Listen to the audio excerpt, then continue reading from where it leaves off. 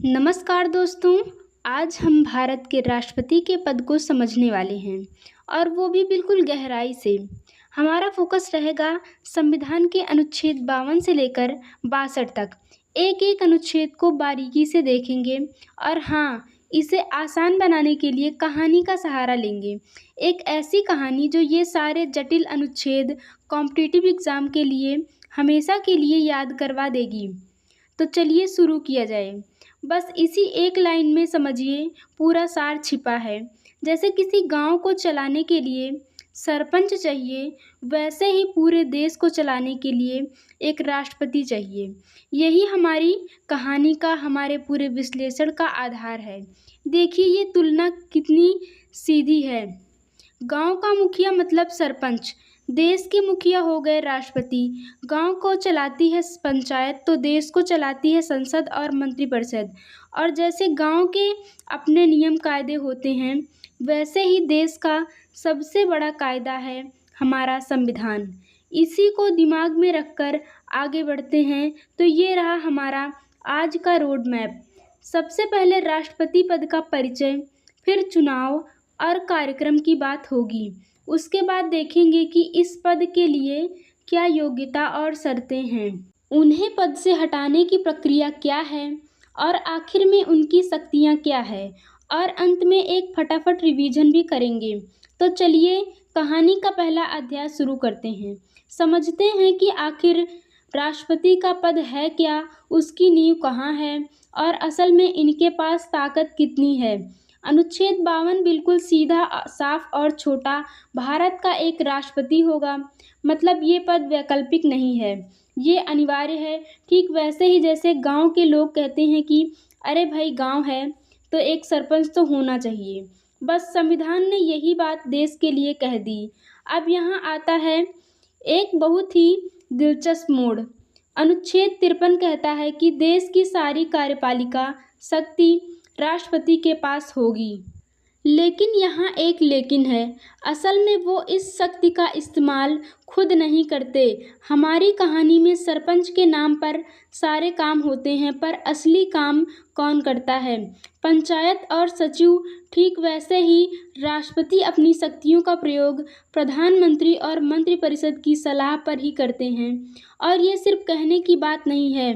1997 में शमशेर सिंह बनाम पंजाब केस में सुप्रीम कोर्ट ने इस पर मुहर लगा दी। साफ साफ कह दिया कि राष्ट्रपति सिर्फ सांकेतिक है और मंत्रिमंडल की सलाह उनके लिए बाध्यकारी है, मतलब माननी ही पड़ेगी। इस एक फैसले ने सारी तस्वीर साफ कर दी। तो ये तो तय हो गया कि देश का एक सरपंच होगा। अब अगला सवाल ये है कि सरपंच चुना कैसे जाएगा और कितने समय के लिए। चलिए अब चुनाव और कार्यकाल की प्रक्रिया को समझते हैं। अनुच्छेद 54 चुनाव की बात करता है। अब देखिए राष्ट्रपति चुनाव में हम और आप सीधे वोट नहीं डालते। हमारी कहानी के हिसाब से सरपंच को सिर्फ पंचायत के सदस्य चुनते हैं, पूरा गांव नहीं। ठीक वैसे ही राष्ट्रपति को इलेक्टोरल कॉलेज चुनता है। इसमें कौन कौन होता है? लोकसभा और राज्यसभा के चुने हुए सांसद और सभी राज्यों के चुने हुए विधायक। और हाँ, 70वें संशोधन के बाद से दिल्ली और पुदुचेरी के विधायक भी इसमें शामिल हैं। चुनाव की जो विधि है वो अनुच्छेद 55 में बताई गई है, जिसे कहते हैं एकल संक्रमणीय मत। इसके जरिए अनुपातिक प्रतिनिधित्व। ये थोड़ा जटिल है, पर इसका मकसद बस इतना है कि हर राज्य को उसकी जनसंख्या के हिसाब से सही प्रतिनिधित्व मिले। कार्यकाल का हिसाब किताब बहुत सीधा है। अनुच्छेद 56 कहता है कि राष्ट्रपति का कार्यकाल 5 साल होगा और जब तक नया राष्ट्रपति पद नहीं संभाल लेता तब तक पुराने राष्ट्रपति ही पद पर बने रहेंगे। फिर आता है अनुच्छेद 57 जो कहता है कि कोई भी व्यक्ति कितनी भी बार राष्ट्रपति के पद के लिए दोबारा चुना जा सकता है, इस पर कोई रोक नहीं है। ठीक है, चुनाव हो गया, कार्यकाल भी पता चल गया, पर इस पद पर खड़ा कौन हो सकता है? क्या कोई भी नहीं। इसके लिए संविधान में कुछ नियम हैं, देखते हैं वे क्या हैं। अनुच्छेद 58 में 4 सीधी-सादी योग्यताएं बताई गई हैं। पहली, भारत का नागरिक हो। दूसरी, उम्र कम से कम 35 साल हो। तीसरी, वो लोकसभा का सदस्य चुने जाने की योग्यता रखता हो। और चौथी, वो किसी भी लाभ के पद पर ना हो, यानी ऑफिस ऑफ प्रॉफिट पर ना हो। ये बुनियादी शर्तें हैं। अब बात करते हैं अनुच्छेद 59 और 60 की। अनुच्छेद 59 की कुछ शर्तें बताता है, जैसे राष्ट्रपति संसद या विधानसभा का सदस्य नहीं रह सकता और उनके कार्यकाल में उनकी सैलरी और भत्ते कम नहीं किए जा सकते। फिर हैं अनुच्छेद 60, जो शपथ के बारे में है। जैसे सरपंच पूरे गांव के सामने कसम खाता है, वैसे ही राष्ट्रपति भारत के मुख्य न्यायाधीश के सामने शपथ लेता है। संविधान की रक्षा, संरक्षण और बचाव करने की ये एक बहुत बड़ी जिम्मेदारी है। अब एक बड़ा सवाल, अगर राष्ट्रपति खुद संविधान का उल्लंघन करे तो क्या होगा? क्या उन्हें हटाने का कोई तरीका है? जी हाँ, बिल्कुल है।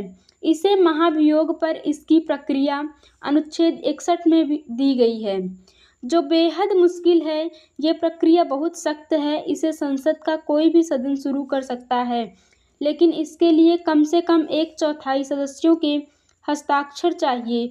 फिर राष्ट्रपति को 14 दिन का नोटिस दिया जाता है। इसके बाद अगर वो सदन कुल सदस्यों के बहुमत से 2/3 बहुमत से प्रस्ताव पास कर दे तो मामला दूसरे सदन में जाता है। दूसरा सदन आरोपों की जांच करता है और अगर वो भी 2/3 बहुमत से प्रस्ताव पास कर दे तो राष्ट्रपति को पद छोड़ना पड़ता है।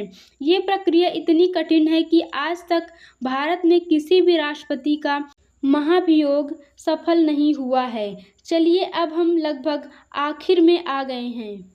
अब देखते हैं कि अगर राष्ट्रपति का पद अचानक खाली हो जाए तो क्या होता है, और फिर उनकी शक्तियों का एक नज़र डालेंगे। अनुच्छेद 62 इस स्थिति के लिए रास्ता दिखाता है। अगर राष्ट्रपति की मृत्यु हो जाए, वो इस्तीफा दे दे या महाभियोग से हटा दिए जाए तो पद खाली हो जाता है। ऐसे में संविधान कहता है कि 6 महीने के अंदर अंदर नए चुनाव हो जाने चाहिए और इस बीच उपराष्ट्रपति ही राष्ट्रपति का काम संभालते हैं। व्यवस्था में कोई खालीपन नहीं छोड़ा गया है। भले ही राष्ट्रपति सांकेतिक प्रमुख है, पर उनकी शक्तियां बहुत हैं। देखिए, प्रधानमंत्री से लेकर सुप्रीम कोर्ट के जज तक कोई भी बिल उनकी मंजूरी के बिना कानून में नहीं बन सकता। उनके पास सज़ा माफ़ करने की शक्तियां हैं, यहाँ तक कि मौत की सज़ा भी। और सबसे बड़ी बात, देश भर में इमरजेंसी लगाने की शक्ति भी उन्हीं के पास है।